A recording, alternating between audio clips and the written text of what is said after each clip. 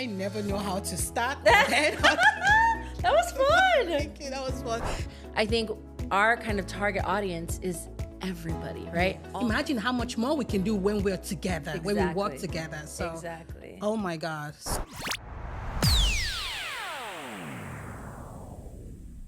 This episode is brought to you by me. Yes, by me, Victoria Odekomaya. I'm a brand photographer and strategist based locally here in Indiana. And I love helping women, small business owners, and professionals with side hustles build and elevate their brand. So if you're in the market and looking for someone that would thoroughly help you create a beautiful imagery for your brand and help you connect to your target audience, I'm your girl. So why choose me? Because I offer a beautiful, luxurious celebrity photo shoot experience for all of my clients.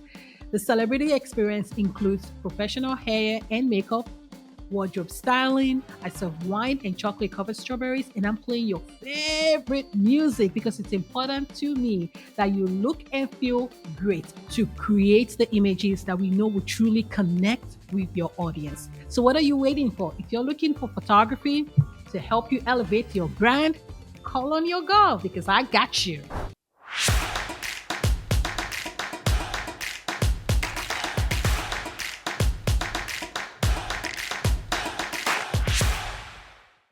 Hello and welcome to another episode of the Own Your Brand Show. Today I am very excited to have my second guest on the show, in-person guest on the show, and it's none other than Amanda Bonilla.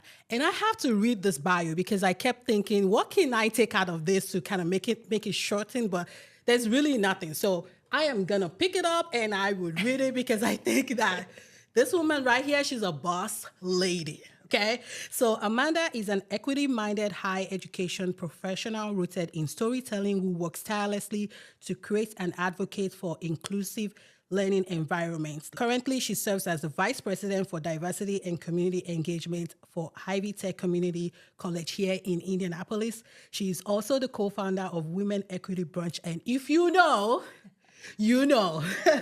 I know there's some very exciting, plans and things you have coming up. So we're going to talk about that.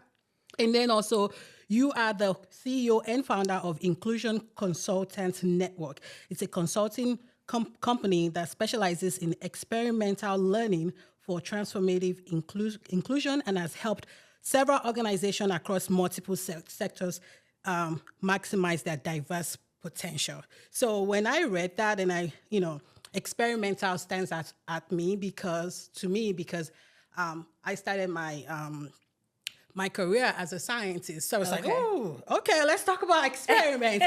But I think I would love to, hear about how you do all of that because I think that's important and that's, interesting too.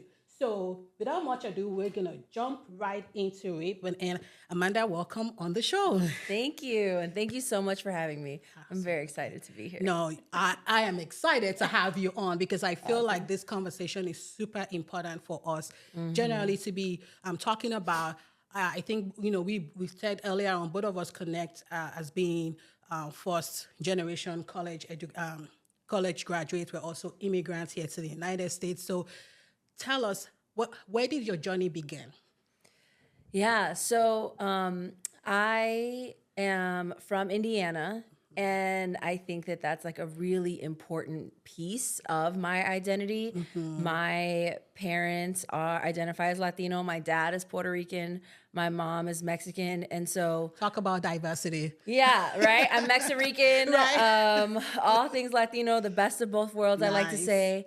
But I think what's a little bit different for me is that I'm not a first-generation immigrant. I'm actually fourth generation. Oh, wow. And that's a different story that I think isn't often told. I always say from my Mexican heritage that we didn't move, the border moved, because that part used to be Mexico. I see. And that's just part of a narrative that often isn't told. I think a lot of times people assume that people are first generation immigrants, and that is a really powerful story, but it's not my story. And of course, my dad's Puerto Rican, which that's a U.S. territory. Right. So, my identity is very salient to me as a Latina. And where the first generation piece comes in for me is I'm the oldest, and so I'm the first to do everything. So oldest grandkid of like 19, Ooh, that's good. first to go to college, first to do all these things. So yeah. That is incredible. So how did you get into, so you're Vice Chancellor at Ivy Tech. That's a pretty big deal. So tell us how that happened. Yeah, so I like to say I went to college as a freshman and then I never left. Nice. I really found myself in my undergrad experience when I changed my major to sociology, and I really started to learn about people and society and the socialization of the haves and the have-nots, and how systems are set up to have certain people just not be as successful solely based on who they are or where they come from. And at a fairly young age in college, it really ignited something in me. And I felt like, as a 5'10", light-skinned, non-accent Latina, I had a lot of privilege that people that I loved and cared about didn't have access to. And so I felt a really strong sense of responsibility for advocacy, for storytelling, for creating platforms for people to share their stories so that they had access to be successful for whatever it meant for them. And so I got really involved in undergrad, lots of student organizations, and then was involved as a student advocate to hold the university accountable to make space for Black and brown students. Wow. And through that advocacy and student activism, I had a mentor tell me, you should consider going into higher ed. And I was like, well, that's what I'm fighting right now. Like, I'm fighting for the university to be better. And they're like, exactly. So you could be part of the solution. And that was something that I had never thought about before. And so I went to Indiana University to study higher education student affairs. And that's where my kind of career path started. So it was bringing together the career path for working in higher education along with the kind of activism and advocacy with a lens towards justice. And I worked at Clemson University in South Carolina for a while, learned a lot down there, and then came back to Indiana, came back home to work at IUPUI, or the institution formerly known as. Right. Now it's IU Indy. And I worked in social justice education there for about 7 years, starting a scholarship program to help students that had this passion, that were paying attention to what was happening, both locally, nationally, and internationally, and wanted to do something about it. So it was social justice leadership. Did that up until the pandemic, and then really was like, love students, had been working with them kind of face-to-face, hands-on for better part of a decade. And with the pandemic and everything just kind of changing, I was ready for the opportunity to move into administration, and to start, again, back to that systems piece, really looking at how policies and procedures and different things are made that allow, again, back to that who's in, who's out, who's right, who's wrong. So yeah, joined Ivy Tech in 2020 and working for the systems office, and learned a lot more about the state and creating a lot of programs and services across the state. And then the opportunity opened up to kind of come back home, if you will, to focus on Indianapolis service area, which is Marion, Boone, and Hendricks County, and bring together two things that I really love, which is diversity, equity, and belonging, but then community engagement. So that's like the best of both worlds for me, because it's doing it with people and finding out what the community needs. And oftentimes at a community college, those stakeholders are your first generation, students of color, low income, special populations. And so I'm actually coming up this month on 2 years in this role, and it really is like the perfect blend of all of my work. That's amazing. So as you were saying that, I was thinking there's no way you could do diversity work without the community. Exactly. So you're right. It's a perfect, and you love that. So that's a perfect combination. So you're also the co-founder of Women Equity Brunch. Tell us about that, because it's really big here in Indianapolis. So it is. It's very exciting. So Same kind of thing. While working at Ivy Tech, I was having a conversation with a coworker, and we would say things like, "Oh, do you know Victoria?" And she would say no, and then I'd say, "Well, do you know so and so?" And then, or she would ask me, and I would say no. And both of us had gone to undergrad in Indianapolis and had been in the city and doing diversity work for the better part of over 10 years, and we didn't have the same networks. And so we thought, well, why don't we do something to bring the networks together? Because oftentimes women, and particularly women of color, are the only ones in their role, right? They might be the only one in senior leadership, or they might be the only diversity person, or the only woman.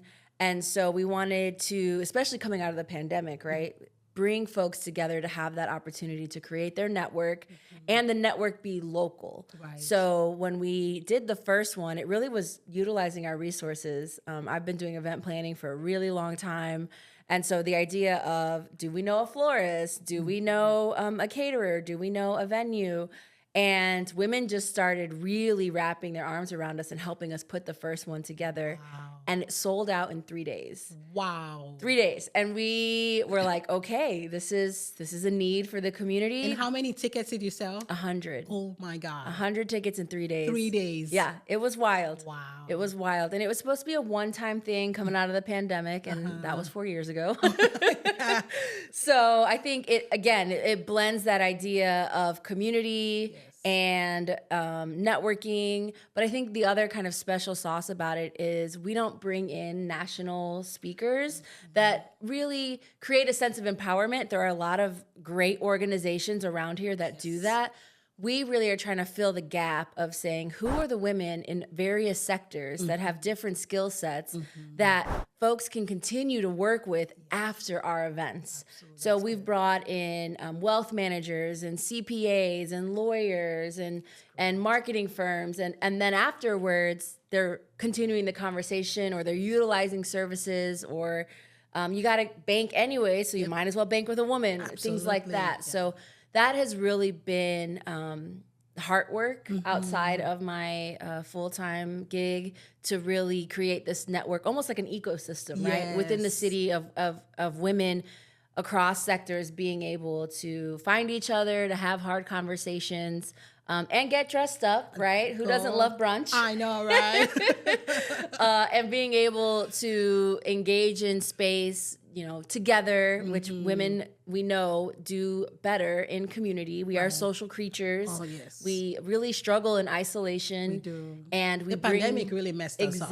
Exactly. And I think our kind of target audience is everybody, right? Yes. All women at all levels. We've had C-suite women who've been in their careers for 30 plus years. And then we have the grad student who just wants to be in the space and has never even seen anybody that looked like them that was doing the work. So we really have created something special that I'm very, very proud of. Look, I am so proud of the work that you're doing. And and a lot of the things that you say I resonate with, because when I was planning the first Boss Ladies Gala, that was my thought process too. And even the second one too. Like, I was just thinking of a way to bring women together. We have so much talent here locally. Absolutely. And unfortunately, we don't know each other. We're not able to, use our services and do things together. So I wanted us to come party, but then also get to see each other and know what we're capable of bringing to the table. But the one thing that was very fascinating to me was that the amount of support from the community was incredible.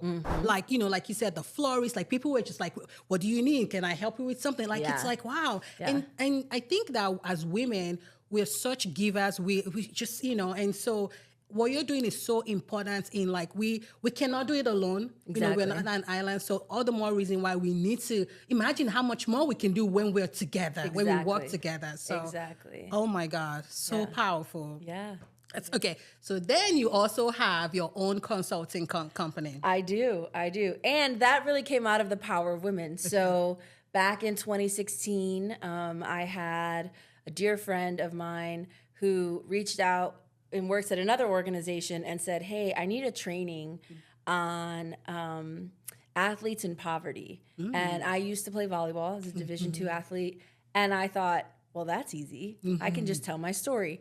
And and I'm going to be very honest, right? Because we want to make sure that people know and learn. I got a really big check for the first time, and it screwed me in taxes. Oh my God. And so I was, talking to somebody else about it, and they were like, girl, open an LLC and do this and do that. And it was all women, right? So this is a constant theme. Yeah. And so my partner, who had helped me kind of put everything together, we co-founded it in 2016 and worked for really large companies doing what to me just came really natural, was bringing people that are different from each other in the same space to have a conversation to optimize their performance at work.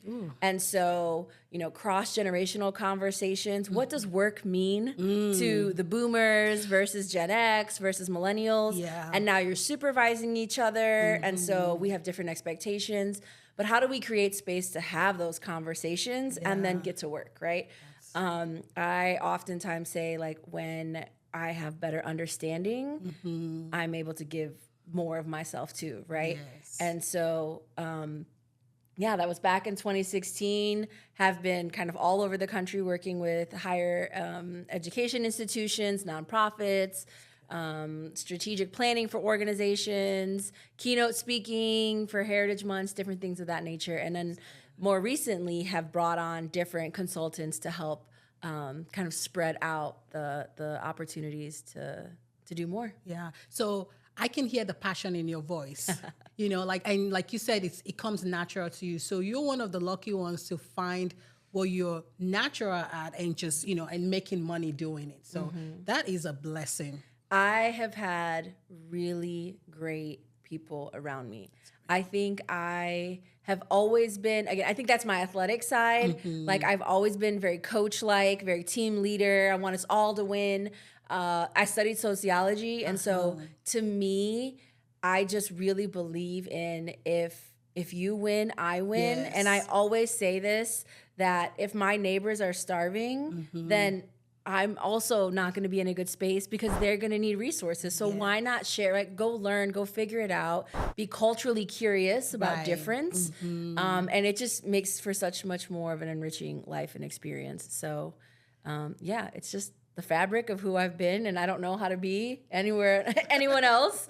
And because I've been supported in it, right? I feel comfortable standing up for people and standing up for myself. And I understand and really, really value the power of storytelling. Like, if you just create space for someone to tell you who they are and be in spaces where you're the only one, right? Where you're the temporary minority. Right. There's so much power in the learning of that. And it can help kind of level out a lot of the issues that we see. It's so, I that's very interesting because a lot of people are afraid of having this conversation, especially when it comes to race and many other things too.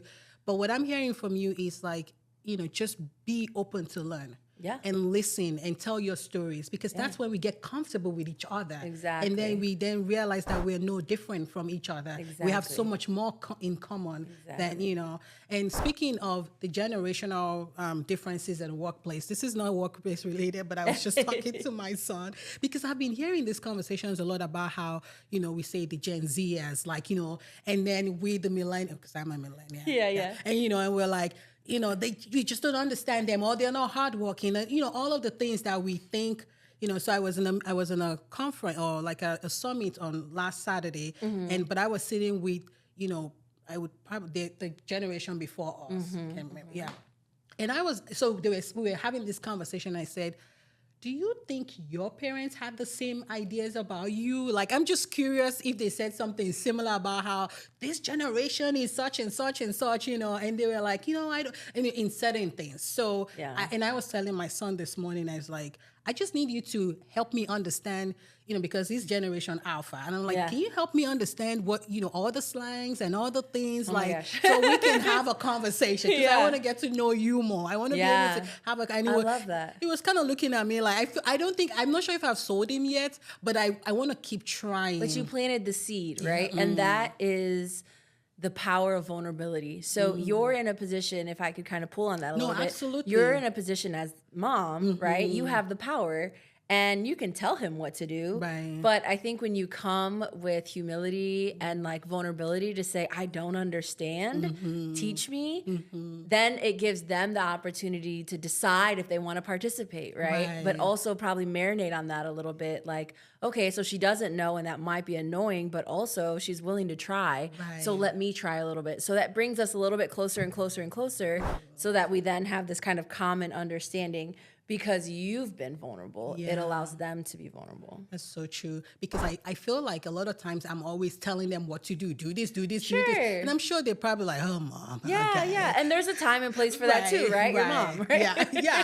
I get the right. I have the right to do that. But thank you for helping me see it that way, because I'm coming to him from a point of vulnerability. I think I'm hoping that helps us get closer, Absolutely. and that is so good. Okay, so let's talk about diversity, how to even implement all of this in the workplace, because as a small business owner, I'm clearly not thinking about that yet, because I'm still solo. I have a couple of small like virtual assistant, which probably I shouldn't be saying that because I already have a small a little group, but there's so many people that are still working solo. Absolutely. And maybe they are maybe they're looking to expand, or even in the people that they work with, like their subcontractors and things like that. What are some of the things that they should be considering or think about to help improve that relationship?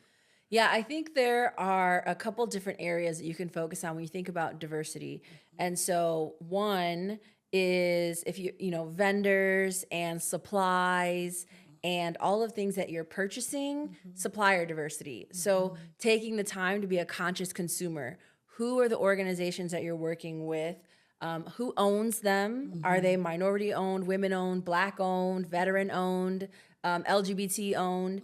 And so then you have this intentional impact on where you're spending your money, right? And then I think taking it kind of to that next level is then the tracking of that, to say I've spent 80% of my fiscal year with all women-owned businesses. And then you can kind of market that you're like an intentional, conscious consumer that is focused on what we call supplier diversity. So making sure that you're gonna buy pens anyways, why not take one more moment and buy pens from a organization that furthers your mission and your goals to expand and to support diversity. So I think the conscious consumerism piece is an easy way to do that when you're by yourself. Now, sometimes it costs more because you're looking at smaller businesses and you're looking at different organizations. And so maybe it's not in every avenue, but it's the conscious pause of, instead of just being on autopilot and buying everything from big box, it's okay, is there something in my organization, in my business, that I could pivot to minority-owned, women-owned, an XBE organization. I think the second piece is diversity in marketing. So if it's just a solo organization, how is what you're putting out into the atmosphere inclusive? Is it inclusive to different ways of learning? Is it inclusive to visually impaired individuals? What messages are you sending by what you're putting out there? Who is it for, right? If you have a target audience, even so, if it's women, right? Is it women with disabilities, women of color, LGBT women? Like, just again, that pause, that conscious pause of, okay, this is what I'm doing. Now let me look at this through a diversity lens. If I look through it from a diversity lens, is there someone I'm missing? Or something that I missed, or someone that might not have access to what I'm doing. And if I tweaked it a little bit different, and or I had what I call, your board of directors, is your board of directors diverse? So you can say, hey, Amanda, look at this. What do you think? And I would say, well, maybe that should be bilingual. You have that skill. If you add just the option for it to be translated, it might that's good. Entice a different market for you. That's good. That's really good. Okay, so I wanted to go back to the question of what is diversity. Only because, I guess I'm just assuming that a lot of people know what that means. Sure. But there's so many different definition of how you can be diverse. And I'm saying this maybe specifically for our Caucasian friends where, we've talked about race, we've talked about, you even threw in heights. And I was like, oh, okay, well, that's different. But like, it's not just the race, it's not just the economic, socioeconomic, status. Thank you. But what are some of the things that, could qualify for the diversity that may not be those most common one or easily seen ones? Yeah, I think diversity is the 101 level, right? And so diversity really just means difference. Okay. When we think about it in terms of the social construct, we think about race, ethnicity, gender, sexual orientation, ability status, veteran status, English, language, and I think education is another one. There's the big 8. Right. Okay. But the simplest thing about it is people that are different from you. Right. Right. How are you thinking about the identities that you have, and then just interacting with people that are different from you. Right.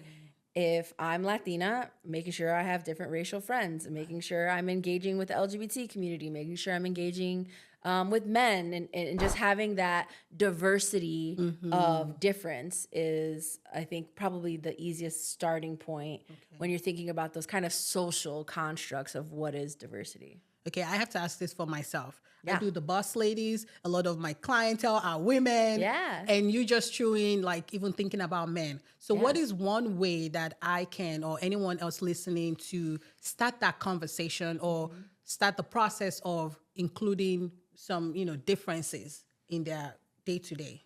Yeah, I think the start is you going into their spaces.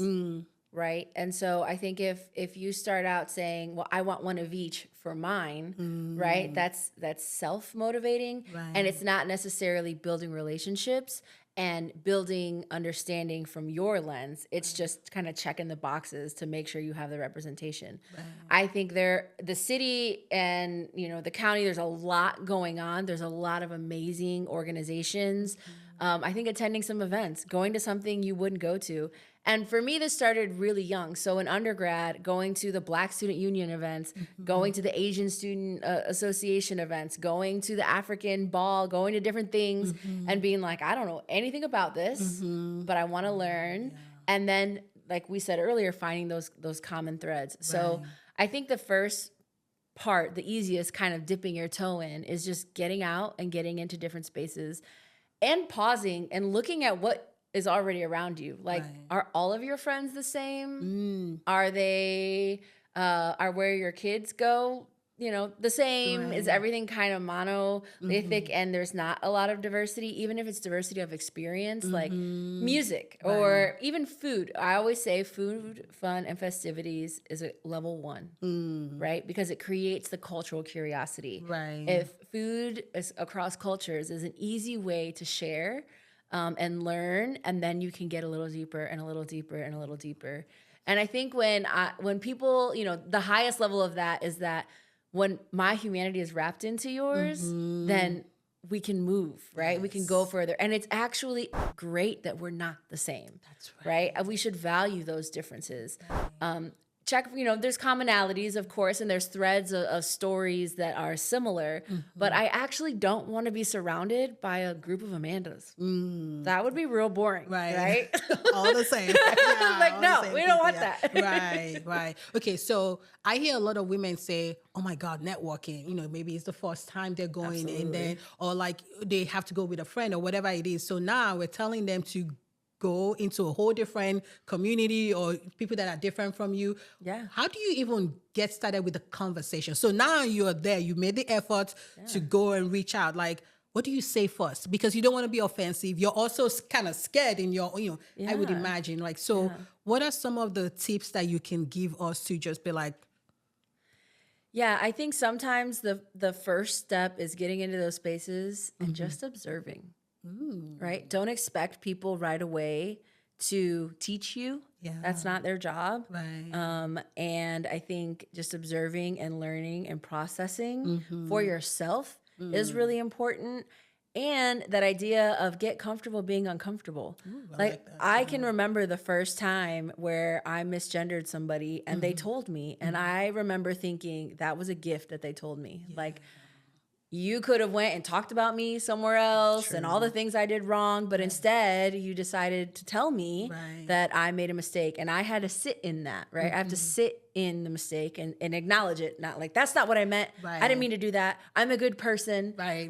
And be all defensive. I have a black friend. I'm good. Right. And it's like, no. Just, it's okay.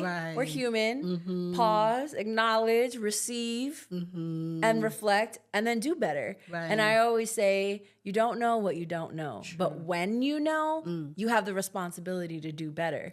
And getting that feedback is a gift. And so I think putting yourself in those spaces to be the kind of person that gets that feedback is really powerful. That's so powerful. So I think, was it last year or so, there was this talk about Congress passing some laws about maybe taking out, DEI out of, like, tell us about that, because I don't know, what does that even mean? How is that impacting your area of specialty? Like, what's that all about? What's that all about is a great question. I won't go too deep into that. Okay. I will say that I think it's a complete misunderstanding of what critical race theory is. And I think it comes from fear. I think it comes from power dynamics shifting in the country, and that makes folks nervous. And so if we can remove education and we can remove access and we can pump in a certain curriculum, then that's all people know. And I think that comes from a place of fear. And I think that folks don't like shifting power. And I think the way that it manifests for me is, it's modern day civil rights, right? This isn't the first time that our country and people have gone through structural racism and sexism and all the other isms that show up in multiple different spaces and different sectors of life, education, medical, politics, insert here, the field. And I think the way that it manifests for me as a professional is being aware of that and deciding what conversations I engage in. And sometimes, I will decide not to engage. And I think that's really important to say. I think as a diversity professional, people expect you or assume that you'll get in every single conversation. And I think sometimes my existence is the resistance, right? I think having people that look like me and are diverse and are othered in positions of leadership is part of that resistance. And so making sure that we're good and we have what we need to be successful and thrive versus survive combats all of that.